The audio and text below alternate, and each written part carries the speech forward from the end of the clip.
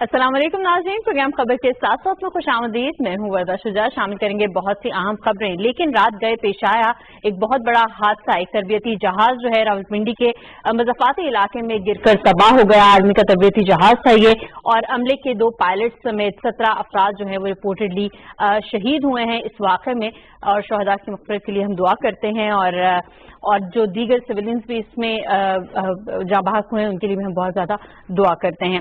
Programme का आगाज करेंगे। मेरे साथ सबसे पहले तशरीफ रखते हैं शाहजाद अनवर फारूकी साहब, इनके साथ तशरीफ फरमा है अजीम चौधरी साहब, हमारे तीसरे एनालिस्ट हैं असमत हाशवानी साहब, और कार्टूनिस्ट हमेशा की तरह मजहर शहजाद साहब। नाज़रीन, आज के प्रोग्राम का हम आगाज करेंगे। वज़ीर आज़म कल ऐवान सदर में मौजूद थे, एक तकरीब से वो खिताब कर रहे थे और उन्होंने बहुत अहम बातें की। उन्होंने कहा कि मुल्क को मकरूज करने वाले जो हैं वो जवाब देने को तैयार नहीं है। रियासत मदीना के हवाले से उन्होंने बात की कि पाकिस्तान की बुनियाद जो है वो इस्लाम है और रियासत मदीना है, और अहम दीगर भी कुछ उन्होंने बातें की। उन्होंने कहा इस्लाम में जबर नहीं है, हम कैसे जबरदस्ती लोगों को मुसलमान कर सकते हैं या शादियां कर सकते हैं। एक अहम इशू इसको भी उन्होंने एड्रेस किया। तो इन तमाम तर बातों का अहाता करेंगे। फारूकी साहब, आपसे मैं आगाज करूंगी। सबसे पहले तो मुल्क में कानून की बालादस्ती को यकीनी बनाएंगे, जो कि अभी तक मौजूद नहीं है। वजीर आजम पर अज़्म है कि वो ऐसा कर जाएंगे, कैसे देख रहे हैं? अनगिनत दरूदो सलाम नबी आखिर ज़मां मोहम्मद मुस्तफ़ा सल्लल्लाहु अलैहि वसल्लम और उनकी आल पर बहुत शुक्रिया वर्दा। अच्छा, ये बड़ा बुनियादी मसला है हमारे यहाँ। हम इस्लाम को ज़ुबान से कहते भी हैं, वो जो जिस तरह से हज़रत अल्लामा ने फरमाया था कि ज़ुबान से कह भी दिया ला इलाहा तो क्या हासिल। हम इस्लाम के ऊपर दिल से यकीन नहीं रखते उस तरह से जिस तरह से उस पर हमें अमल दरामद करना है। हमें ये कहा गया था कि इस्लाम मुकम्मल ज़ाब्ता इखलाक है, ज़ाब्ता हयात है, और हमें पूरे का पूरा इस्लाम में दाखिल होना था। हमने अपनी पसंद की चीज़ें तो ले ली हैं, और जो चीज़ें हमें पसंद नहीं हैं उसको हम किसी न किसी हीले बहाने से टाल देते हैं। ये जो मजहबी रवादारी का मामला है, मुझे ये बताइए कि अगर हम हज़ूर अकरम सल्लल्लाहु अलैहि वसल्लम की असवा को देखें और उसके बाद अगर हम जो 4 खलीफा राशिदीन थे उनके अदवार को देखें, तो उनमें कभी आपको ये सुनने को नहीं मिलेगा कि जबरन किसी को मुसलमान किया गया या कोई ऐसी बात। यहाँ तक कि एक वाक़या ऐसा भी है कि एक शहर को फतह कर लिया गया, मुसलमान उस पर दाखिल हो गए, उन्होंने उस पर कब्जा कर लिया। वहाँ के पादरी ने एक कासद दौड़ाया अपना मुसलमानों के खलीफा के पास, और वहां जाके उसको कहा, उन्होंने अपनी अर्जदाश्त ये पेश की कि हमें ना तो इस्लाम कबूल करने की दावत दी गई और ना हमें टाइम दिया गया कि आप सोच लें, हम आप पे हमला कर देंगे। हम पे यकदम हमला कर दिया गया, हालांकि हमने सुना था कि आप पहले एक मौका देते हैं। और तो वो एक आदमी जो कि वहाँ पे उस वक्त दीवार के साथ दीवार को ठीक कर रहा था और खस्ता हाल कपड़ों में था, तो उसने पहले तो देखा कि ये कैसा खलीफा है जिसकी ना कोई शान शौकत है ना कोई दरबार है। लेकिन वो बहरहाल आया था, मायूसी उसके दिल में थी, उस कासिद के दिल में, लेकिन वो अपनी अर्जदाश्त लेके गया। उसी के पीछे खलीफा ने लिख दिया कि अगर ये ठीक है तो इसको ठीक करो, और फलां आदमी को मैं काजी मुकर्रर करता हूँ, और वो काजी जो है इस मामले को सुनकर इसका फैसला करे। वो कासिद बड़ी बेदिली से वो पैगाम लेके वापस गया। मैं आपका थोड़ा टाइम ले रहा हूँ। वो जब वापस पहुंचा तो उसी जो उस वक्त सिपा सालार थे मुसलमानों के, उनके सामने जाके उसने वो कागज रख दिया। तो वो साहब उस मजलिस में मौजूद थे जिनको काजी मुकर्रर किया गया था। तो काजी साहब ने वहीं अदालत लगाई। उन्होंने सिपा सालार से पूछा कि आपने इनको टाइम दिया था? उन्होंने कहा जी टाइम नहीं दिया था। तो उन्होंने कहा आप अपनी सारी फौजें यहाँ से विड्रॉ करें, बाहर निकल जाएं, और जो चीज़ जैसे थी वैसे करके आप बाहर चले जाएं, बाहर जाके इनको दोबारा। और वो सुन रहे थे, उनको लग रहा था कि शायद ये कोई मजाक है, इस तरह कैसे हो सकता है कि एक फाते कौम जो है जब वो काबिज हो गई है शहर के ऊपर, वो बाहर कैसे जाएगी, वो इस तरह से करेगी। लेकिन वो विड्रॉल भी हुआ, वो सारे बाहर भी गए, और बहुत बड़ा और चाबियां उन्होंने शहर की वापस लौटाई। तो अभी लश्कर थोड़ा शहर से दूर गया होगा कि वो लोग शहर के भागते हुए उनके पीछे गए, और उन्होंने कहा कि हमें यकीन नहीं था कि ऐसा हो सकता है, लेकिन अगर आप लोगों के इखलाक इतने उम्दा हैं तो हमें इस्लाम कबूल करने में कोई आर नहीं है। आप तशरीफ लाइए, आप हमारे मेहमान हैं और ये आपका अपना शहर है। तो मुसलमानों ने इस्लाम को अपने इखलाक के जरिए फैलाया था, तलवार के जोर पर इखलाक नहीं फैलाया था, इस्लाम नहीं फैलाया था। लेकिन अनफॉर्चुनेटली अब यहाँ पे जो हमने ठेका ले लिया है, इसमें बड़ी अहम बातें हैं वजीर आजम की तरफ से, जो अकलीतों के हवाले से जो तकरीब थी कि यहाँ पे लोगों ने ठेका ले रखा है और उनके लिए बेसिकली ये कमोडिटी है मजहब, जिसको वो सेल करते हैं। जैसे मैंने कल अर्ज किया था कि तहफ़्फ़ुज़ नामूस रिसालत के नाम पर आप लोगों को जमा करते हैं और उसके बाद आप कहते हैं कि इमरान खान ठीक नहीं है, या इमरान खान की हुकूमत को निकालना चाहिए, या गिराना चाहिए, मैं टाइम दे रहा हूँ, मैं ये कर रहा हूँ।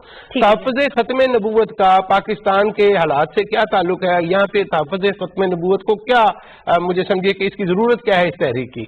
बुनियादी तौर पर ये सियासी दुकानदारियां जो अब बंद हो जानी चाहिए और रवादारी को हमें फरोग देना है। अजीम चौधरी साहब, वज़ीर आज़म ये कहते हैं कि मुल्क को मखरूज करने वाले जो हैं वो जवाब देने को तैयार नहीं है। 10 साल इक़्तिदार में रहे और जो जितना बड़ा मुजरिम है उसको उतनी सहूलियात चाहिए, उतनी मराहत मिलती हैं। ये भी कल्चर अब खत्म होता हुआ हमें दिखाई दे रहा है।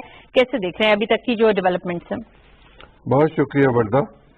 बहुत कम ऐसा होता है कि किसी फंक्शन में प्रेसिडेंट और प्राइम मिनिस्टर दोनों मौजूद हो, अनयूजुअल होता है। कल का जो फंक्शन था वो 11 अगस्त 1947 के हवाले से कायद-ए-आज़म की वो तकरीर जो उन्होंने कानून साज असेंबली में की थी उसको मद्देनजर रखते हुए किया गया था और नाम दिया गया था अक़लियतों के हकूक़ का। कायद-ए-आज़म की वो तकरीर अगर हम पहले दिन से उस पर अमल करते तो आज पाकिस्तान की सोसाइटी दुनिया की बेहतरीन सोसाइटीज में शामिल हो चुकी होती। जहां हिंदू को ये हक होता कि वो अपने गिरजा में जा सके, ईसाई को ये हक होता, हिंदू को ये हक होता कि वो मंदिर में जा सके, ईसाई को ये हक होता कि वो अपने गिरजा में जा सके, सिख को ये हक होता कि वो बाबा गुरु नानक पर जा सके, और हमें ये हक होता कि हम मस्जिद में जा सकें और कोई किसी के रास्ते में रुकावट न डाले। पाकिस्तान के झंडे के दोनों रंग यही डिपिक्ट करते हैं, यही होना चाहिए था, ये नहीं हो सका। बदकिस्मती तो ये है कि कायद-ए-आज़म की उस तकरीर को उस वक्त के सिविल सर्वेंट्स ने, ब्यूरोक्रेट्स ने सेंसर किया था और वो तकरीर मुद्दत बाद सामने आई थी। और उस तकरीर को पाकिस्तान के आज के प्राइम मिनिस्टर एक मिसाली रहनुमा की मिसाली तकरीर के तौर पर लेते हैं। उनके नजदीक 3 शख्सियात बहुत काबिल एहतराम है, रसूलुल्लाह सल्लल्लाहु अलैहि वसल्लम, अल्लामा इकबाल और कायद-ए-आज़म। आप देखें वो अपनी तकरीर में इन 3 शख्सियात का जिक्र करते हैं। पूरी की पूरी तकरीर का दारोमदार जो था और उसका जो मरकजी नुक्ता था वो रियासत मदीना की मिसाल थी, और उन्होंने कहा कि मैंने इंतखाबात के बाद इसके बारे में बात करनी शुरू की। एक मिसाल है, और रियासत मदीना वैसी तो नहीं बन सकती जैसी रसूलुल्लाह सल्लल्लाहु अलैहि वसल्लम के ज़माने में थी, लेकिन उसकी तकलीफ तो की जा सकती है। उतनी बेहतर रियासत तो नहीं बन सकती, लेकिन उसके करीब तो जाया जा सकता है। वो रोल मॉडल तो हमारे पास मौजूद है ना, कि हमें जाना कैसे है। वहां किसी ईसाई, किसी हिंदू, किसी भी जात के दूसरे या किसी भी दूसरे मजहब के शख्स के साथ कोई जुल्म ज्यादती इस वजह से नहीं होती थी कि वो मुसलमान नहीं है जी। दूसरा जो मामला है वो ये कि पाकिस्तान में ये बात सुनने में आती है, अक्सर आ जाती है सुनने में, कि कुछ लोगों को जबरन उनको मजहब तब्दीली के लिए मजबूर किया जाता है। उन्होंने कल इस पर बात की, उन्होंने इस पर भी बात की कि अगर हासबा ना हो तो फिर मिसाली रियासत नहीं बन सकती। मिसाली रियासत में कानून सबके लिए एक है। रसूलुल्लाह सल्लल्लाहु अलैहि वसल्लम ने एक जो बात कही थी हजरत फातिमा के हवाले से कि अगर वो इस काम में होती तो उनको भी यही सजा दी जाती, और साथ उन्हें ये भी नवीद सुनाई कि आप जन्नत में दाखिल होने वाली पहली खातून होगी। यानी मकाम देखिए क्या है, और ये देखिए कि रियासत के कवानीन के मुताबिक उसी तरह से उन पर कानून लागू करने की भी बात की गई। गोया हुक्मरानों के लिए कोई अलग कानून नहीं हो सकता। वज़ीर-ए-आज़म ने अपने लिए भी कहा कि मैं पार्टी का सरबराह हूं, लेकिन जवाब अदालत में पेश होते रहे। प्राइम मिनिस्टर ने तो मिसाल पेश की, उन्होंने अपना पुराना रिकॉर्ड पेश किया, और वो क्या कह रहे हैं, वो ये कह रहे हैं कि जब इनसे रिकॉर्ड मांगा जाता है तो ये रिकॉर्ड देते नहीं है और कहते हैं इंतकाम हो रहा है। और जब हम इनसे ये कहते हैं कि आप अपना हिसाब किताब दें और जाए आप बाहर जाके अपनी जिंदगी गुजारें, तो इनकी तान टूट जाती है कि जमहूरियत खतरे में है। मेरी गुजारिश सिर्फ इस है कि कानून की बालादस्ती पर यकीन रखना हर शहरी का फर्ज है। पाकिस्तान के कॉन्स्टिट्यूशन की दफा 5 के तहत रियासत से वफादारी हर शख्स पर लाजिम है, और अगर हम अपने लाजिम जो मामलात हैं उनकी तरफ तवज्जो नहीं देंगे तो फिर रियासत का भी यह हक होगा کہ وہ ہمیں یہ کہے کہ میں بھی تم سے اس طرح محبت نہیں کرتی جس طرح تمہیں مجھ سے محبت کرنی ہے. جب آپ ماں کو تنگ کریں گے تو کسی وقت ماں کے منہ سے بھی سخت لفظ نکل آتا ہے، بھلے ماں کتنی محبت کرتی ہو.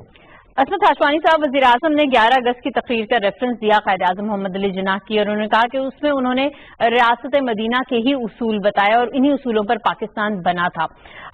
قائد اعظم محمد علی جناح کی اگر ہم اپنی زندگی دیکھیں تو وہ بھی سادگی کا نمونہ تھی. وہ جو آتے تھے میٹنگ کے لیے افراد، وہ کہتے تھے گھر سے وہ چائے پی کر آئیں. تو یہ طریقہ کار تھا. پاکستان کی بیسز اس طرح سے رکھی گئی اسلام کی بنیادوں پر. لیکن کہاں پر ہم سے غلطی ہو گئی کہ ہم ڈائیورٹ ہو گئے اپنے صحیح جو ایک ہمارا پلان تھا اس سے، اور آج ہم پر انتہا پسندی کے بھی ٹیگ لگائے جاتے ہیں. یہاں پر زبردستی مذہب کی تبدیلی کے بھی واقعات ہوئے، شادیوں کے بھی واقعات ہوئے. غلطیاں کہاں پر ہوئی ہم سے؟ بہت شکریہ وردہ.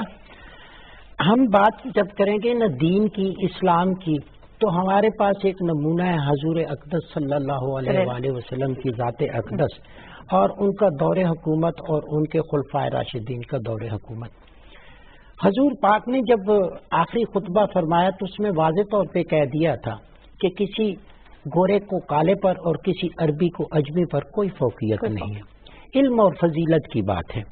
پھر اسی تناظر میں اگر آپ دیکھیں تو ہمارے پاکستان کا جو آئین ہے، ہمارا پاکستان جو ہے، یہاں پہ اقلیتوں کے حوالے سے جو بات کی جاتی ہے، اگر آپ 56 کا آئین دیکھیں، 62 کا آئین دیکھیں یا 73 کا آئین دیکھیں، ہر آئین میں اقلیتوں کو تحفظ ہے، اور اس تحفظ کو ہم نے اپنے اوپر بھی لاگو کرنا ہے، چاہے ہم کسی پوزیشن میں بھی ہوں.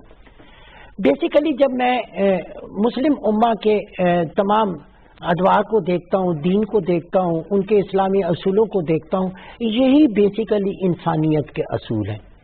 اور جب پاکستان کی ہم بات کرتے ہیں اور ایک مثالی معاشرے کی بات کرتے ہیں تو قائد اعظم محمد علی جناح بانی پاکستان نے حضرت علامہ کی سوچ کو، علامہ اقبال کی سوچ کو عملی شکل دی. تو انہوں نے یہی فرمایا تھا کہ یہی مقصود فطرت ہے، یہی رمز مسلمانی، اخوت کی جہانگیری، محبت کی فراوانی، بتانے رنگے خون کو توڑ کر ملت میں گم ہو جا، نہ تو رانی رہے باقی، نہ ایرانی نہ افغانی. بیسیکلی میسج کیا تھا کہ ہم نے تمام اقوام کو ساتھ لے کے چلنا ہے.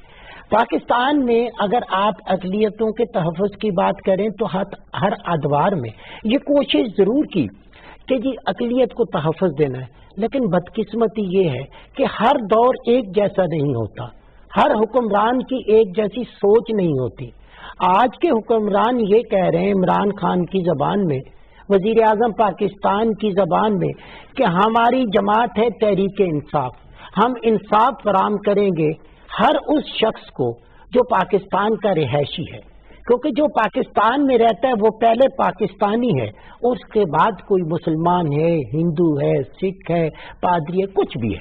لیکن ایک چیز یہ ہے کہ ہم سے غلطیاں ضرور ہوئیں، ہم نے بعض جگہوں پہ نظر انداز کیا معاملات کو.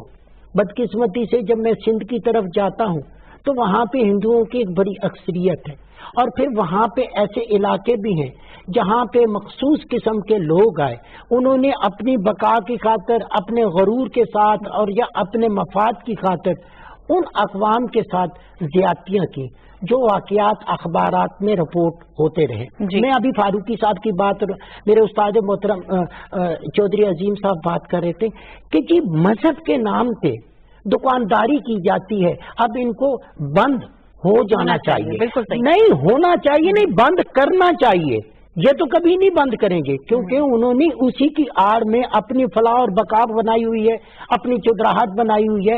آج اگر آپ نے انصاف کے اصولوں کو ثابت کرنا ہے اور ان اقوال کو عملی شکل میں دیکھنا ہے تو پھر آپ کو سخت اقدامات کرنے ہوں گے، اور اس کے لیے آپ کو کسی کی پرواہ نہیں کرنی ہوگی.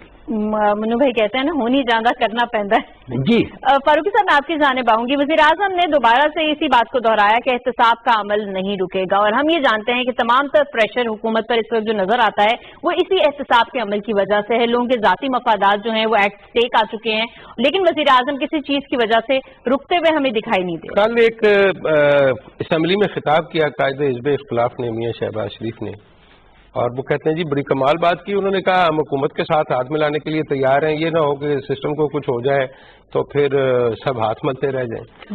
یہ پیشکش جو ہے بنیادی طور پر صرف اور صرف دیکھیے یہاں پر جو مقتدر طبقے تھے یا بالادست طبقے تھے ان کا احتساب کرنے کی روایت نہیں تھی، اور چوئی صاحب نے جس واقعے کا حوالہ دیا اس میں حضور اکرم صلی اللہ علیہ وسلم نے قسم کھا کے کہا کہ مجھے قسم ہے اس ذات کی جس کے قبضے میں میری جان ہے، اگر اس خاتون کی جگہ فاطمہ بنت محمد بھی ہوتی تو میں اس کا ہاتھ کاٹنے کا حکم دیتا۔ وہ چوری کا ایک مقدمہ تھا، اور انہوں نے اس کے ساتھ آگے فردر یہ فرمایا کہ تم سے پہلے والی قومیں اسی لیے تباہ ہو گئیں کہ ان کے مختلف لوگوں کے لیے جو انصاف کے معیار تھے وہ مختلف تھے۔ حضرت علی کرم اللہ وجہ نے فرمایا کہ کفر پر مبنی معاشرہ تو قائم رہ سکتا ہے، نا انصافی پر نہیں۔ تو یہ کیسا انصاف ہے کہ آپ پٹواری کو تو پکڑ لیں 200 400 500 2000 کی چوری پہ، اور وہ لوگ جو کروڑوں اربوں روپے کی کرپشن کرتے ہیں، چوری کرتے ہیں اور یہاں سے پیسے لے کے باہر چلے جاتے ہیں، آپ ان کو کیسے مطلب چھوڑ سکتے ہیں اگر آپ یہی سلسلہ رکھیں گے؟ لیکن میں صرف ایک بات کرنا چاہوں گا آپ کی اجازت سے کہ یہ جو چوئی صاحب نے حوالہ دیا قائد اعظم کی اس تقریر کا، دیکھیے اب وہ وقت آ گیا ہے، وہ تقریر تو تھی 1947 کی، ہم نے اس کو چھپائے رکھا، ہم نے اس کو سنسر کیے رکھا۔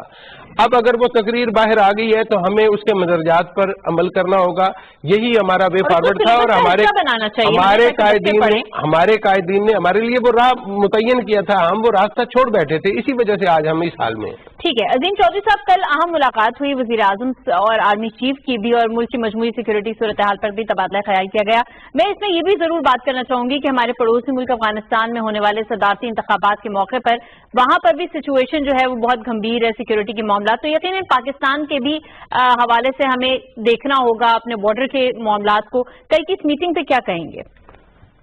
اس پہ بعد میں بات کرتا ہوں، دو فکرے پہلے کے۔ جی جی دیکھیں پاکستان ایک اسلامی ریاست ہے، یہ درست ہے کہ پاکستان مذہب کے نام پر بنا، مذہب کے لیے بنا، لیکن اس مذہب کے نام پر بننے والی ریاست میں 4 مذاہب نہیں چل سکتے، 4 طرح کے مذاہب کو چلانے کی کوشش اب بند ہو جانی چاہیے، ٹھیک، اور سیاست کے لیے مذہب کا استعمال بالکل بند ہو جانا چاہیے۔ ہم سب مسلمان ہیں، ہمیں اب اپنی تعلیم کے حوالے سے، اپنی تربیت کے حوالے سے اپنے ٹیکسٹ کو ٹھیک کرنے کی ضرورت ہے، اور وہ جو سب سڑکوں پر ہمیں اسلام سکھانے کی کوشش کی جا رہی ہے اس کو بند کر دینا چاہیے۔ ریاست کی ذمہ داری ہے کہ وہ پاکستان میں اسلامی قوانین کو پوری طرح نافذ کرے اور سوسائٹی کو اسلامک اسٹیٹ میں تبدیل کرنے کے لیے اپنی تمام کوششیں بروکار لائے۔ جو کوشش کی جا رہی ہے اس کا ایک طریقہ تو یہ ہے کہ قتل عام کر دیا جائے، اور دوسرا طریقہ یہ ہے کہ لوگوں کو تعلیم دی جائے۔ پاکستان کا الیکٹرانک میڈیا، پاکستان کے اسکول، کالجز، درسگاہیں، مدرسے، یہ سب تربیت اور تعلیم کے لیے ہیں، ان کو بروئے کار لانا چاہیے، اور پاکستان میں سیاست کے حوالے سے مذہب کا معاملہ بند کر دینا چاہیے۔ اس کی بنیاد پر سوسائٹی میں تفریق پیدا ہوتی ہے، تقسیم ہوتی ہے، جو نہ ختم ہونے والی ہے۔ اب معاملہ آ گیا آرمی چیف کی ملاقات۔ جی، پرائم منسٹر اور آرمی چیف کے درمیان اور D G I S I کے درمیان امریکہ میں جو آخری ملاقات ان کی ہوئی، اس کے بعد آرمی چیف پینٹاگون اور ہمارے آئی ایس آئی کے چیف سی آئی اے وغیرہ کے ساتھ مصروف رہے۔ یقیناً انہوں نے وہاں کچھ چیزیں طے کی، اور چونکہ آئندہ دنوں میں اس بات کا امکان ہے کہ اوسلو میں افغان انٹرا پارٹیز اور یا انٹرا میٹنگ ہوں گی، اس کے نتیجے کے حوالے سے بھی چیزوں کو سامنے رکھنا ہے۔ پھر یہاں طالبان کو بھی پرائم منسٹر کے ساتھ ملاقات کے لیے لے کر آنا ہے، اور اس کے ساتھ ساتھ انہیں آمادہ کرنا ہے کہ وہ افغانستان کی حکومت کے ساتھ بھی مذاکرات کریں۔ یہ ایک بڑی ڈیولپمنٹ ہونے جا رہی ہے آئندہ کچھ روز میں، کچھ ہفتوں میں، اس میں دیر نہیں ہوگی، جلدی ہوگی۔ وہ نوٹس ایکسچینج ہوئے کل کہ ہماری کیا کیا ملاقاتیں بعد میں ہوئیں، آپ کے آنے کے بعد یا آپ کی موجودگی میں جو الگ الگ ملاقاتیں ہوئیں، تاکہ حکومت کا لایا عمل صحیح طرح سامنے لایا جا سکے۔ اس پہ یقیناً پارلیمنٹ میں بھی بات ہوگی، ڈی جی آئی ایس بھی بات کریں گے، باقی لوگ بھی بات کریں گے۔ تو مشترکہ لایا عمل کے علاوہ جو 10 نوجوان ہمارے شہید ہوئے افغانستان کے حوالے سے، اس پر بھی بات ہوئی کہ ہم تو ان کا مسئلہ حل کرنے جا رہے ہیں اور یہ ہمارے بچوں کو شہید کر رہے ہیں.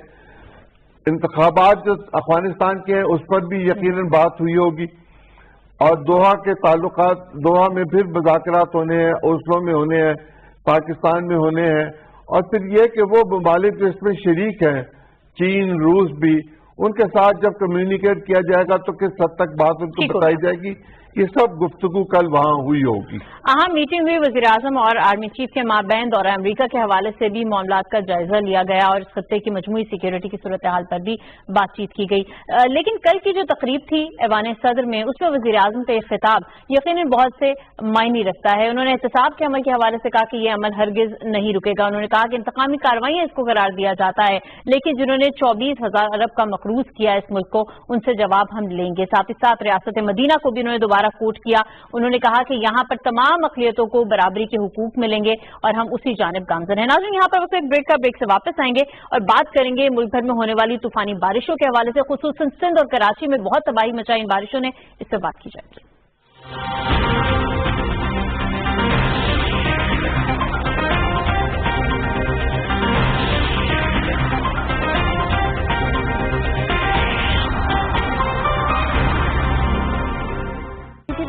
اور PTV گلوبل پر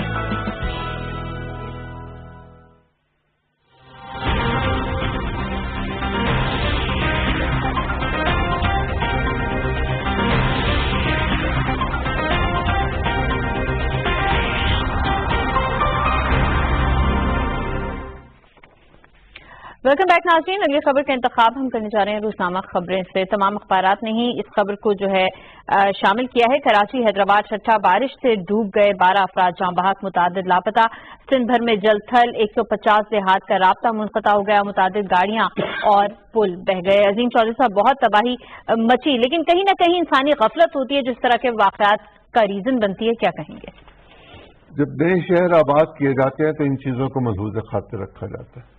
لندن میں سارا سال بارش ہوتی ہے, ہمیں تو سڑکوں پہ پانی نظر نہیں آتا. جب سیلاب آ جائے تو پانی اس طرح نظر آتا ہے, پھر بھی سڑکوں پر نہیں نظر آتا. پانی کے نکاس کا نظام ہمارے ہاں ٹھیک نہیں ہے اور اس کی طرف کوئی توجہ نہیں دی جاتی. ہمارے ہاں سیور نہیں ہے اور برساتی پانی کا نکاس کا کہاں سے ہم کریں گے. ہمارے ہاں کچھ چیزوں کی کمی ہے, انہیں پورا کرنا چاہیے, جس میں سیور ہے, جس میں برساتی پانی کے نکاس کا بندوبست ہے. پھر یہ کہ ہمیں ڈیم بنانے کی ضرورت ہے, ہم بارشوں کے پانی کو ذخیرہ کر سکیں. انڈیا آبی جاریت کی طرف بڑھتا چلا جا رہا ہے. ہمارے پاس پانی کے ذخائر کم سے کم ہوتے چلے جا رہے ہیں, اور اگر ہم پانی کو محفوظ نہیں کریں گے تو ہماری فصلوں کا بہت ہی زیادہ برا حال ہو جائے گا. ہمیں اپنی زراعت کو بچانا چاہیے, اور ہماری معیشت جو ہے وہ زراعت کے ساتھ ساتھ زراعت سے منسلک صنعت پر بھی ہے, ہمیں اس کو بھی بچانا چاہیے. انسانی غفلت اس میں یقیناً موجود ہے. میٹ آفس اب تو وقت پر اطلاع دے دیتا ہے, ٹھیک بھی ہوتی ہے, لیکن جب تودا گرتا ہے تو اس میں لوگ مر جاتے ہیں, اس کے نیچے آ جاتے ہیں. وہ تو اللہ تعالیٰ کی طرف سے ایک نظام ہے کہ ایک آفت آئی اور اس کے ساتھ کچھ لوگ چلے گئے, لیکن ان کو بچانے کے لیے ہمیں انتظامات کی ضرورت ہے. کراچی میں تو کئی روز سے پتہ تھا, اور وہاں کتنے لوگ, 16 لوگ سندھ میں کل اللہ کو پیارے ہو گئے. لوگوں کی جھگیاں گر جاتی ہیں, لوگوں کے کچے گھر گر جاتے ہیں.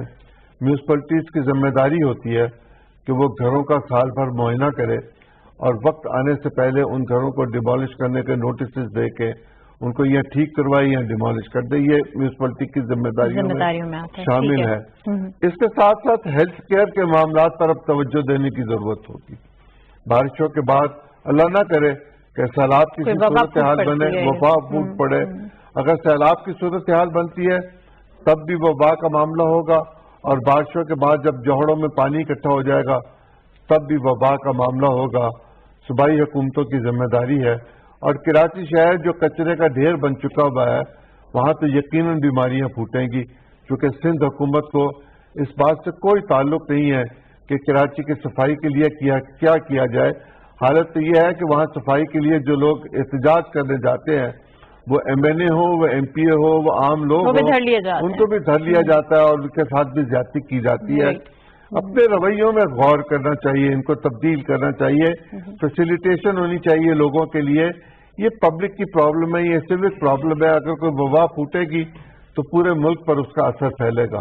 عصمت ہاشوانی صاحب، 72 سال ہو گئے پاکستان کو بنے ہوئے، لیکن ہمارے مسائل جوں کے تو نظر آتے ہیں. کراچی کا معاملہ ہو، سندھ کا معاملہ ہو، وہی گنے چنے لوگ ہیں جو ہمیں بار بار وہاں پر اقتدار پہ بیٹھے ہوئے نظر آتے ہیں. بلدیاتی نظام ہمیں ویسے سننے کو تو ملتا ہے، لیکن جب ایسے واقعات ہوتے ہیں، ایسے موقع آتے ہیں تو کہیں ان کی پرفارمنس نظر نہیں آتی ہے. صرف افسران لکھا ہوا 6 افسر معطل کر دیے گئے. افسران کو معطل کرنے سے معاملہ ٹھیک ہوں گے؟ وردہ اس پہ میں بات کرنا چاہتا ہوں، لیکن اگر آپ مجھے اجازت دیں تو اس سے پہلے جو ٹاپک تھا میں اس پہ ایک لائن کی بات کرنا چاہتا ہوں کہ اس خطے میں امن جو ہے وہ انسانیت کی ضرورت ہے. طالبان کے ساتھ بات چیت اور افغانستان میں امن جس کی تائید کر رہا ہے امریکہ، ماسکو اور چائنا. پاکستان اس میں ایک بڑا فریق ہے اور وہ چاہتا ہے کہ امن ہو. تو وزیر خارجہ کی ایک بات کو میں کوٹ کروں گا کہ شاہ محمود قریشی صاحب کہ کچھ طاقتیں، کچھ پچے پردہ قوتیں امن نہیں چاہتی. تو اشارہ جس طرف ہے اس کو میں کلیئر کرنا چاہتا ہوں، وہ ہے بھارت. تو یہ تمام قوتوں کو مل کے انسانیت کی بہتری کے لیے اسے کاؤنٹر کرنا ہوگا. اب آ جائیں اس بارش والی سائڈ سے. جب چودھری عظیم صاحب بات کر لیتے ہیں بہت زیادہ اس کے مختلف پہلوؤں پہ بھی بات کرتے ہیں، اس کے باوجود بھی بندہ تھوڑی سی بات کر سکتا ہے کیونکہ اس کے پہلو بہت زیادہ ہیں. آپ نے کہا 72 سال. بدقسمتی یہ ہے کہ میں نے دیکھا کہ میں نے ایک دفعہ ایک ریسرچ کی تھی کہ ٹھیکیدار کس ادارے میں بہت زیادہ کس طرف جاتے ہیں. تو مجھے پتا چلا کہ یہ جو محکمہ انہار کے یا اس طرح کے بند باندھنے والے، وہاں پہ ٹھیکیداروں کی بہت بڑی قسم ہے. بات کیا ہے، کیوں جاتے ہیں اس طرف کہ رات میں انہوں نے کاغذوں میں بند باندھا اور دوسرے دن کہا کہ جی سیلاب میں وہ سب کچھ جو ہے وہ بہہ گیا. اب اس کا کوئی ریکارڈ کی ضرورت نہیں ہے، پیسے آپ نے وصول کر لیے. اسی طریقے سے یہاں اسلام آباد میں ایک ٹھیکیدار تھے، جی انہوں نے ایک پل بنانا تھا، وہاں 14,000 ٹن سریا رکھا گیا. اگلے دن وہ چوری کر لیا گیا، بارش بہت زیادہ ہوئی، کہا بارش میں بہہ گیا. یہ اسی کی تائید آگے چوئی صاحب نے کر دی.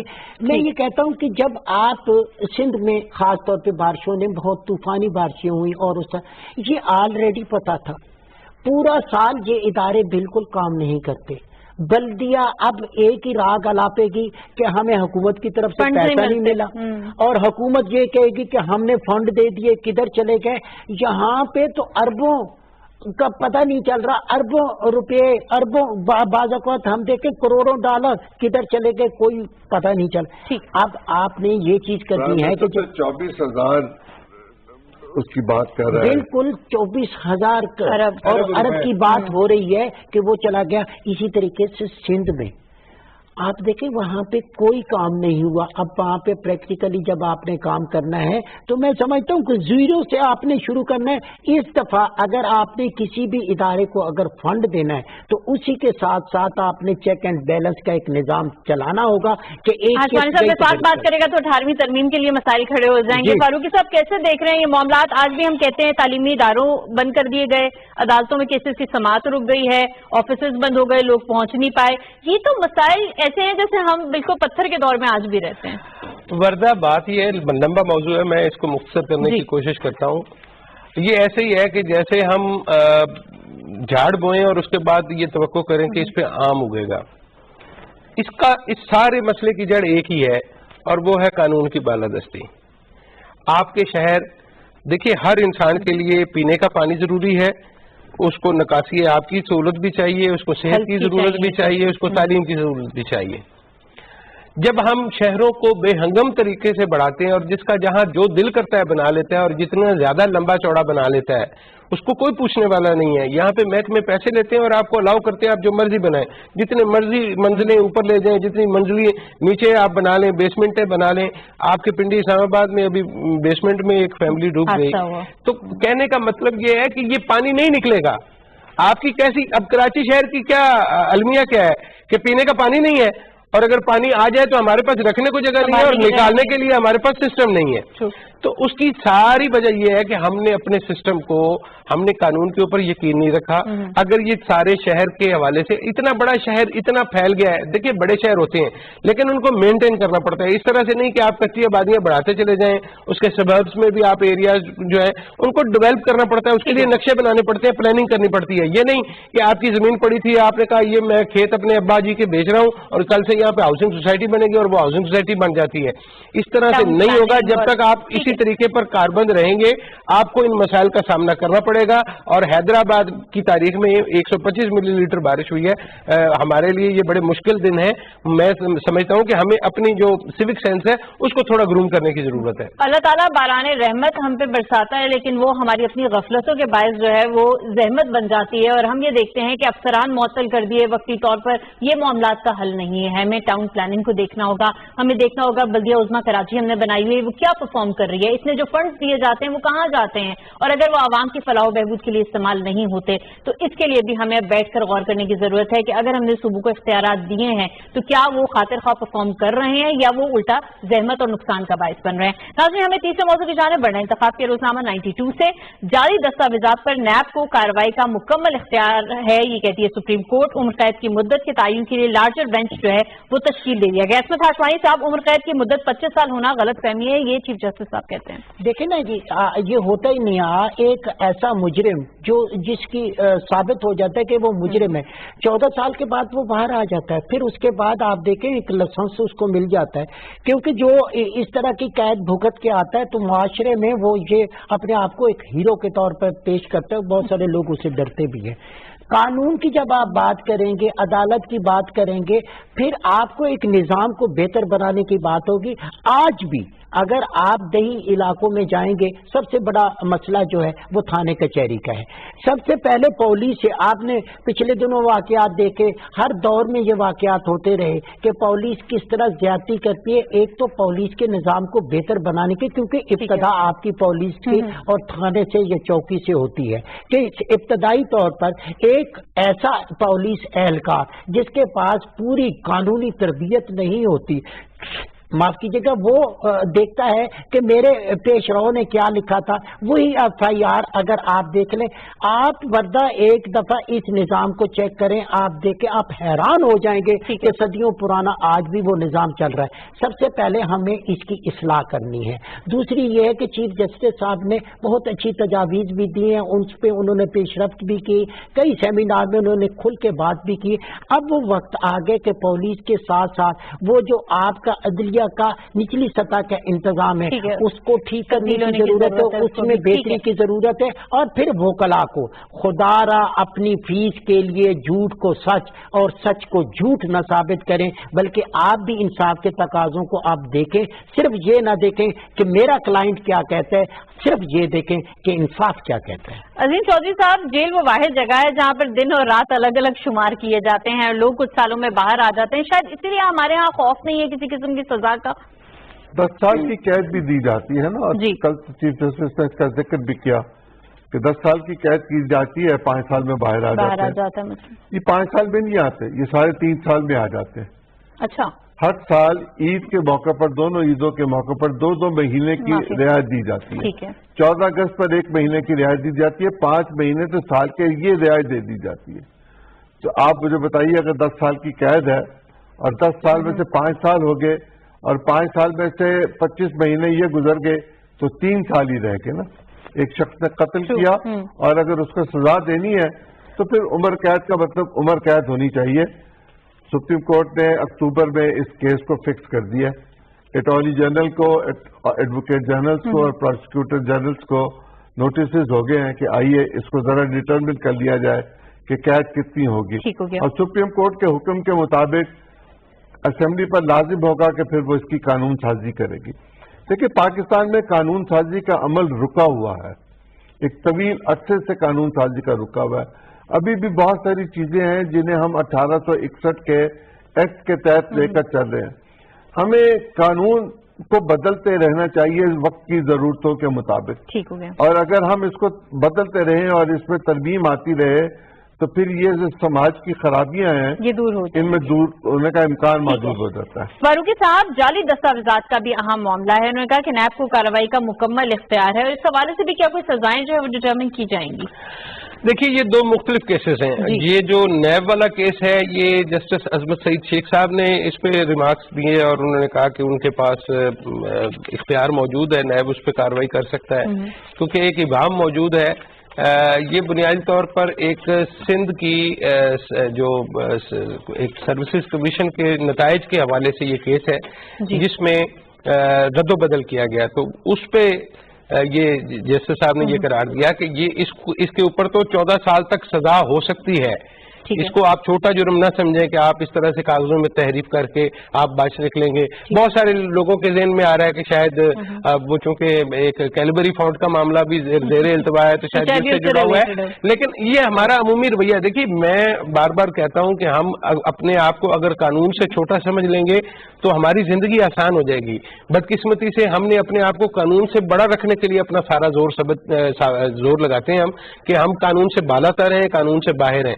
یہ جو چیف جسٹس صاحب والی بات انہوں نے کی چندی صاحب نے، میں سیکنڈ کرتا ہوں کہ اس میں بہت سارے ابہام موجود ہیں، اور آج سے 3 مہینے پہلے چیف جسٹس نے کہا کہ وہ ایک رحم کی اپیل آئی تھی ان کے پاس کہ سزائے موت کو عمر قید میں تبدیل کر دیا جائے۔ انہوں نے کہا عمر قید کی سزا آج تک جو ہے ہمارے ہاں کہیں ڈیفائن نہیں کی کہ کتنے سال ہوگی۔ جس دن یہ فائنل ہو گیا کہ یہ سزا کتنی ہوگی، لوگ اس کی بجائے سزائے موت مانگیں گے، کیونکہ دیکھیے دوسرے ملکوں میں جہاں پہ بالخصوص انہوں نے انڈیا کی ایک مثال کا حوالہ دیا کہ انڈیا میں جہاں پہ سزائے عمر قید لکھتے ہیں اس کے ساتھ لکھا جاتا ہے کہ یہ 15 سال ہے، یہ 20 سال ہے، یہ 25 سال ہے۔ کچھ ایڈ کریں آپ کی بات میں بھی کرتا ہوں کہ آپ کے جتنے قوانین ہیں، آپ کی جتنی عدالتوں کے فیصلے، جب آپ جیل کی وہ ایک بڑا آئینی دروازہ عبور کر کے اندر جاتے ہیں تو ایک الگ سی دنیا ہے وہاں پہ۔ تمام تر معاملات سپریڈنٹ کے گرد گھومتے ہیں، جس کو چاہے وہ رعایت دے، جس کو حافظ قرآن بنا دے، جس کو وہ چاہے اس کو بھیج دے ہاسپٹل میں۔ میں سمجھتا ہوں کہ اتنا بھی وہ نہیں کرتے جتنی ہم کہہ رہے ہیں کہ 14 والا 10 کاٹ رہے یا 5 کاٹ رہے، وہ قید ہی نہیں ہوتی، پیسوں سے پوری دنیا کا ہم پر دباؤ تھا کہ سزائے موت کو ختم کر دیا جائے۔ امریکہ میں بھی کل پرسوں بحال ہوئی ہے سزائے موت، اور وہاں 16 قیدیوں کو موت کے حوالے کر دیا گیا، یہ کیا جا رہا ہے۔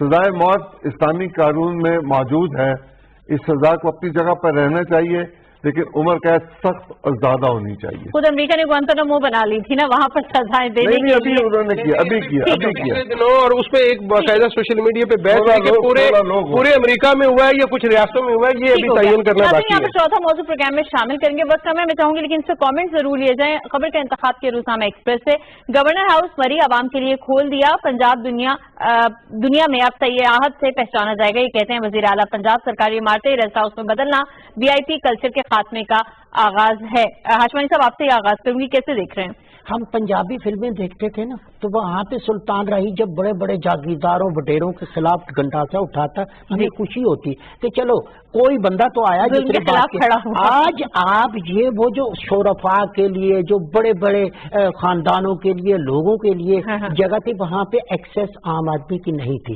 آج وہی بات کہ جو حکمران کہہ رہے ہیں، جو اس پہ عمل تو ہو رہا ہے، لیکن بہت ٹائم لگے گا، لیکن بہت اچھی بات ہے، بہت اچھی یہ ایک ٹریڈیشن ہے، اس کو آگے بھی جانا چاہیے، اور ابھی تک جہاں پہ تالے نہیں کھلے ان کو بھی کھولنا ہے۔ عظیم صاحب، جب حکومت نے یہ بات کرنا شروع کی تھی کہ ہم گورنر ہاؤسز کو کھول دیں گے تو کچھ حلقوں کی جانب سے اس پہ بھی نیگیٹیوٹی آئی تھی، انہوں نے کہا کہ یہ تو بہت غلط ہو جائے گا کیونکہ وہی لوگ تھے جو VIP کلچر کو فروغ دیتے تھے۔ مری کا جو گورنر ہاؤس ہے یہ حمزہ شہباز شریف صاحب استعمال کیا کرتے تھے اور کوئی نہیں کر سکتا تھا۔ چودھری سرور گورنر تھے، وہ نہیں جا سکتے تھے، اور وہاں بادشاہوں کی طرح کے طرز زندگی گزارنے کے لوازمات موجود تھے۔ یہ عوام کا پیسہ ہے، عوام کو پتہ ہونا چاہیے ہمارا پیسہ کہاں ضائع کیا گیا، کہاں استعمال کیا گیا، کیوں کیا گیا۔ بالکل کھولنا چاہیے، اور لوگوں کو چاہیے کہ وہ جا کے دیکھیں کہ حکمران کس طرح کی طرز زندگی کا، آپ کے جمہوری حکمران جو بادشاہ کیسے زندگی گزارتے تھے۔ बिल्कुल सही हो गया फारूकी साहब, लेकिन यहाँ पर आवाम को भी अवेयरनेस देने की जरूरत है और उनको भी थोड़ा अपनी जिम्मेदारी निभाने की जरूरत है, क्योंकि लाहौर का जब गवर्नर हाउस खुला था हमने देखा था कि उसके लॉन का आवाम ने क्या हशर किया था। नहीं, वो ठीक है आपकी बात, असल मामला ये नहीं है। मामला ये है कि मैंने अभी पिछले सेगमेंट में अर्ज की थी कि हमारा सारा जोर लगता है अपने आप को कानून से बालातर ऊंची चीज अपने आप को जाहिर करने के लिए। इसमें भी यही है कि ये फासला बनाया था अंग्रेज ने कि महकूम और हाकिम के दरमियान फासला रहे। एकड़ों पर मबनी उन्होंने घर बना दिए डिप्टी कमिश्नर्स के और SSPs के, और इसी तरह गवर्नर हाउस देख लें कितना बड़ा वसी व अरीस है। मामला ये है कि हमारी असलाफ जो थे, खलीफतुल मुस्लिमीन की बात कर रहा था कि वो जब कासिद आया तो उस वक्त खलीफतुल मुस्लिमीन अपनी दीवार की लिपाई कर रहे थे। यहाँ पर ताजा तरीन अपडेट के लिए हम आपको लिए चलते हैं न्यूज स्टूडियो। अहम खबर आपके साथ शेयर करेंगे। वज़ीर-ए-आज़म इमरान खान ने आज गुज़िश्ता रात पेश आने वाले अफसोसनाक वाक़े के हवाले से बयान सामने आया, जिसमें वज़ीर-ए-आज़म इमरान खान ने हादसे में कीमती जानों के ज़िया पर दुख और अफसोस का इजहार किया है, जबकि जामक अफराद के लवाहिकीन से हमदर्दी का इजहार भी किया है। आपको अपडेट कर रहे हैं, वज़ीर-ए-आज़म इमरान खान ने तैयारा हादसे के जख्मियों की जल्द सेहतयाबी की दुआ की है, जबकि हादसे में कीमती जानों के ज़िया पर दुख और अफसोस का इजहार किया है। आपको आगाह करें कि गुज़िश्ता ये अफसोसनाक वाक़या पेश आया था जब रात गए आर्मी एविएशन का तरबियती तैयारा आबादी पर गिरकर तबाह हो गया था, जिसके नतीजे में 15 अरकान शहीद हुए थे। 2 पायलट समेत अमले के 5 अरकान भी इसमें सवार थे। शोहदा में पायलट लेफ्टिनेंट कर्नल साकिब और लेफ्टिनेंट कर्नल वसीम शामिल थे, जबकि मजमूई तौर पर जो इस अफसोसनाक वाक़े में जाम बहक अफराद की तादाद है वो 17 हो चुकी है और 12 अफराद इसमें जख्मी है। वज़ीर-ए-आज़म इमरान खान साहब की जानिब से इस अफसोसनाक वाक़े पर गहरे दुख का इजहार किया गया है और जाम बहक अफराद के लवाहिकीन से हमदर्दी का इजहार किया गया है और वज़ीर-ए-आज़म ने तैयारा हादसे के जख्मियों की जल्द सेहतयाबी की दुआ भी की है। आपको आगाह कर रहे हैं हम खबर से, वज़ीर-ए-आज़म इमरान खान ने रावलपिंडी में तरबियती तैयारा के हादसे में कीमती जानों के ज़िया पर गहरे दुख और अफसोस का इजहार किया है। ये थी ताज़ा तरीन। नाज़रीन, वज़ीर-ए-आज़म की जानिब से भी रावलपिंडी में जो तैयारे का हादसा पेश आया उस पर गहरे दुख और अफसोस का इजहार किया गया है। नाज़रीन, हम प्रोग्राम की जानिब वापस आएंगे, वक्त खत्म हो रहा है, लेकिन हम शामिल करेंगे अहम मौजू है मकबूजा कश्मीर के हवाले से इंतखाब के रोजनामा नवाए वक्त से भारतीय आइन की दफा 35A छेड़ना आग से खेलने के मुतरादिफ है। ये कहते हैं मुफ्ती आजम। आइनी तरमीम के नतीजे में मकबूजा इलाके में बड़े पैमाने पर अवामी तहरीक शुरू हो सकती है। अजीम चौधरी साहब, अहम मामला है जो कश्मीर की अलग पहचान को खत्म करने के हवाले से भारत की कोशिश है, क्योंकि मोदी इस मामले पर तो खामोश नजर आते हैं जो उन्होंने सालिसी की हवाले से बात की थी, लेकिन ये एक्शन लेना भी लगता है उसी के जवाब में। जिस वक्त 35 और 370 कॉन्स्टिट्यूशन का हिस्सा बनाई जा रही थी तो जो एग्रीमेंट किया गया था कश्मीरियों के साथ उसके तहत था कि दिफा, करेंसी और खारजा अमूर इकट्ठे होंगे। आप अपना झंडा अलग बना सकेंगे, आप अपनी पहचान अलग कर सकेंगे, आप अपना तराना अलग बना सकेंगे, आपके कवानीन अपने होंगे, हमारा कोई कानून आप पर नाफिज नहीं होगा और हम यहाँ किसी दूसरे को जमीन नहीं खरीदने देंगे, यहाँ आबादकारी नहीं होगी, सिर्फ कश्मीरी जो रह रहे हैं उसी की होगी। इन क्लॉजेस को खत्म करने का मतलब यह है कि डेमोग्राफी को तब्दील किया जाए। ये जो सालसी का मामला ट्रंप के साथ आया इमरान खान साहब की गुफ्तगू में, ये उसका रद्द अमल है जो भारतीय रियासत देना चाहती है। वहाँ डेमोग्राफी तब्दील करने की एक तवील मुद्दत से कोशिश की जा रही है ताकि अगर किसी सूरत में राय हो भी तो डेमोग्राफी की बुनियाद पर वो उसको अपनी मर्जी के साथ लेकर चल सके। कश्मीर का मसला तो अब हल होना ही है, डेमोग्राफी तब्दील करे या ना करे ये बेमायनी है, लेकिन अगर इन्होंने ऐसी कोशिश की तो कश्मीर के अंदर से अब एक नई लहर उठेगी जो पिछली लहर से ज्यादा सख्त होगी, ज्यादा मुश्किल इनके लिए पैदा करेगी। अगर भारत ऐसा ना करे तो ये भारत के लिए बहुत बेहतर है। फारूकी साहब, जहां पर कश्मीर की सालिसी का मामले पर बात की डोनाल्ड ट्रंप ने, ये सारी दुनिया में बड़ी पॉजिटिवली इस चीज को लिया गया कि अमेरिका जैसी ताकत बैठकर ये कह रही है कि इस मामले पर हम सालिसी करने को तैयार हैं, लेकिन नरेंद्र मोदी की हुकूमत जो है वो भारत में इंतहा पसंद तंजीमों की वजह से अंडर प्रेशर हमें दिख रही है। کیا کہیں گے اس معاملے؟ یہ بنیادی طور پر ایک ٹریپ ہے جی وہ پرووک کرنا چاہتے ہیں کشمیریوں کو، ٹھیک ہے اور کشمیری کوئی ایسا مسئلہ جیسے ابھی چوئی صاحب نے کہا جذبات بھڑک اٹھیں گے، لوگ باہر آ جائیں گے جی اور آپ بھارت کو ایک دفعہ پھر موقع ملے گا پاکستان کے اوپر انگلی اٹھانے کا، اور اس طرح سے یہ بات پیچھے بیک برنر پہ چلی جائے گی۔ رائٹ ہمیں اس ٹریپ کو دیکھنا اور سمجھنا ہے، ڈیموگرافی کو چینج کرنے کی کوشش کو ناکام بنانا ہے، اس کے لیے انہوں نے کبھی عدالت کا راستہ بھی اختیار کیا، ہائی کورٹ میں بھی انہوں نے اس پہ لیکن بات اس پہ کی، کامیاب نہیں تو نظر آ رہا۔ ہمیں اس پہ ٹھیک ٹھنڈے سے بھاؤ سے کام لینا چاہیے۔ آشوانی صاحب اس پہ میں یہ بات کرنا چاہ رہا ہوں کہ انڈیا جو ہے، انڈیا کی اس کے پہلے بھی اس طرح کی حرکتیں اس کی موجود ہیں۔ اب ان سالسوں کو دیکھنا ہے جن کو سمجھ آ گئی کہ یہ معاملہ کیا ہے، اقوام متحدہ میں کس طرح گیا تھا، اب اس سال کی قوتوں کو آگے بڑھ ٹھیک ہو کر گیا۔ اس کو کاؤنٹر کرنا ہوگا۔ ناظرین، آخری خبر ہمارے پاس موجود ہے، انتخاب کی روزنامہ ایکسپریس سے کمزور پڑتی ٹیسٹ کرکٹ میں نئی جان ڈالنے کا سٹیج تیار ہو گیا۔ فاروقی صاحب بتائیں گے وہ کیا سٹیج ہے؟ اچھا، یہ بنیادی طور پہ ون ڈے اور T20 میں لوگ دلچسپی لیتے ہیں، جلد ہوتا ہے اور پھر فیصلہ ہو جاتا ہے، اور چونکہ ٹیسٹ کرکٹ میں فیصلہ نہیں ہوتا تو لوگ دلچسپی کم لیتے ہیں۔ تو ابھی ICC نے یہ فیصلہ کیا کہ ٹیسٹ کرکٹ کی بھی چیمپئن شپ ہونی چاہیے، 2 سال کے لیے یہ کھیلی جائے گی، 2 سال میں تقریباً یہ ہوں گے 72 میچز ہوں گے، اور یہ ہر ملک جو ہے وہ 3 سیریز اپنے ملک میں کھیلے گا اور 3 باہر کھیلے گا، انڈیا شامل نہیں ہے۔ لیکن پاکستان انڈیا اس لیے شامل نہیں ہے کہ انڈیا ہمارے ساتھ کھیلنا نہیں چاہتا، وہ ڈرتا ہے ہم سے، وہ ہمارا سامنا نہیں کرنا چاہتا، سیدھی بات ہے، وہ اپنے آپ کو سمجھتا ہے کہ ہم ورلڈ نمبر 2 ہیں، ورلڈ نمبر 3 ہیں، وہ جو مرضی سمجھتے رہیں، ہم سے کھیلو گے، ہم سے جیتو گے تو ہم مانیں گے نا کہ آپ جیتے ہوئے، وگرنہ تو آپ ہارے گے۔ آپ نے یہاں پہ ناظرین ہمیں بڑھنا مظہر شہزاد صاحب کی جانب میں صبح سے کس موضوع پر آج انہوں نے کہا؟ مطلب مجھے ایک بات کی بڑی خوشی ہوتی ہے، میں آج کل جب صبح نکلتا ہوں اسلام آباد کی طرف آتا ہوں تو رستے میں جگہ جگہ ایک بورڈ لگا ہوتا ہے جس پہ لکھا ہوتا ہے کہ 14 اگست سے اسلام آباد میں شاپنگ بیگ بند کر دی۔ یہ بہت کمال کی چیز ہے، اس کو بند نہ صرف یہ، جگہ جگہ سیوریج بند ہے، نالیوں میں پھنسے ہوتے ہیں، لیکن اب تو مجھے ایسا لگتا ہے کہ انسان جو ہے نا وہ شاپروں کے اندر پھنسا ہوا ہے۔ صرف یہی نہیں، یہ جو پانی کی بوتلیں ہوتی ہیں پلاسٹک کی، یہ دھوپ میں پڑی میں نے دیکھی ہیں دکانوں کے باہر، وہ زہر بن جاتا ہے، وہ انتہائی نقصان دہ ہے، کینسر کا باعث بنتا ہے۔ اس سے خود جان چھڑائیں۔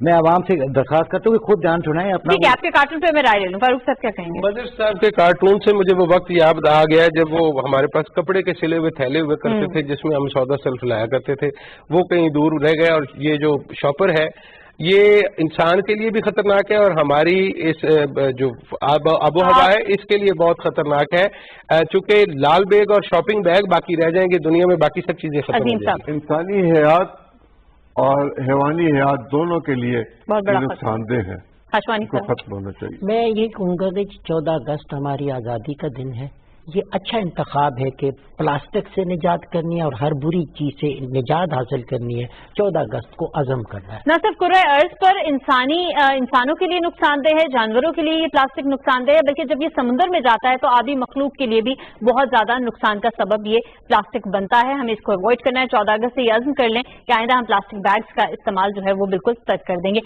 تو ناظرین، یہ تھا آج کا پروگرام۔ شہزاد انور فاروقی صاحب، عظیم چودھری صاحب، عصمت ہاشوانی صاحب، مظہر شہزاد صاحب اور پوری ٹیم کا بہت شکریہ۔ ناظرین، آپ کا ہمارا ساتھ دینے کا بہت شکریہ۔ آپ سے ملاقات ہوگی کل کے پروگرام میں، تب تک کے لیے اللہ حافظ۔